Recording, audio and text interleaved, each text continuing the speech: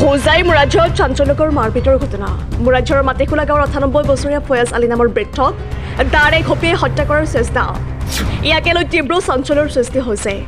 ঘটনা অনুসৰি কালি নিশা মুৰাজ্যৰ থানাৰ অন্তৰ্গত মাটিখোলা গাঁৱৰ 98 বছৰীয়া ফয়াজ আলী নামৰ বৃদ্ধক খুদ নাতি ল'ৰা ৰামিম আহমেদ ওৰফে মেহবুবেই দাৰে ঘপিয়াই হত্যা কৰাৰ চেষ্টা।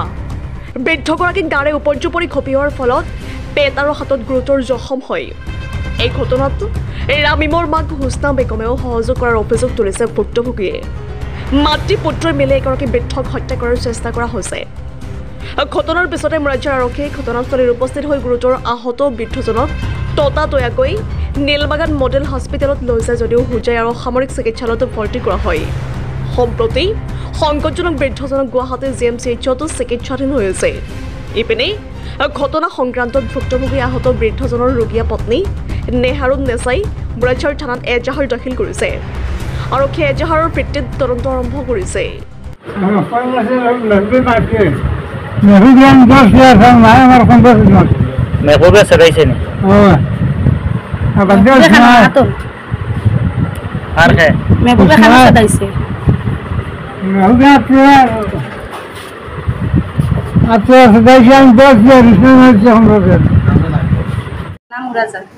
ফয়াজ আলী নামৰ মানুহজনক ৰাতি 2টা বজাত এই মেহবুব উৰ্ফে ৰামিম আহমেদ উৰ্ফে মেহবুব নাম আৰু হুছনা বেগম ঘৰত গৈ এই দাৰে খুৱাই ঘৰত সোমাই ৰাতি 2টামান বজাত এনেকৈ কাটিলে। মানে মানুহজনৰ মানে এতিয়া শৰীৰ একেবাৰে বিয়া হৈ গৈছে। এতিয়া GMC হস্পিটেলত আছে মানুহজন। আৰু মোৰ ন্যায় লাগে, ন্যায়টো মই যেনেকৈ পাব লাগে আপোনালোকৰ ওচৰত মই আহিছোঁ, ন্যায়টো মই পাবই লাগে।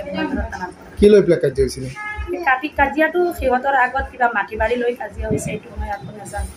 আচ্ছা, তেওঁ কি ফয়াজ আলী বৃদ্ধজনৰ কিবা ৰিলেটিভছ হয় নেকি? সিহঁতে ল'ৰা নাতি হয়, নাতি ল'ৰা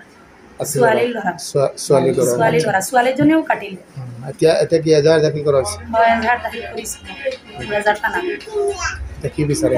এতিয়া মই ন্যায় বিচাৰোঁ যেন মোৰ বিধৱা যেন মোৰ শহুৰজনৰ বয়স 98 বছৰ হৈ গৈছে, 98 বছৰ হৈ গৈছে।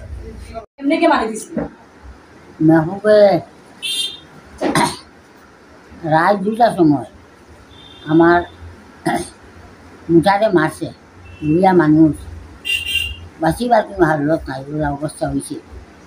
আর ঘর গিয়া পুড়ি যান, ঘর গিয়া বার পাতা নিয়া আগমনের এখন তিনটে চালো আরও ওখান লামানিত গেছে রাতে আতরি ওখানে নামাইছিলা আরও একটু ছেলে দিছে।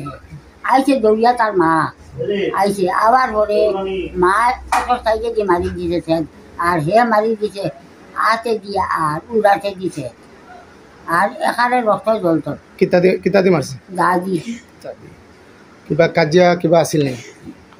কাজিয়া কোনটা নাই।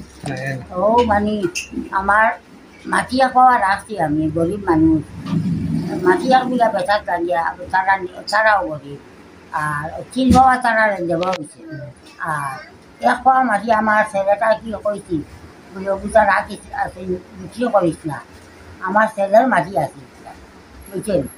ও এখন হেসার দূরে নিতে দিয়া। News desk report, news 24 Assam.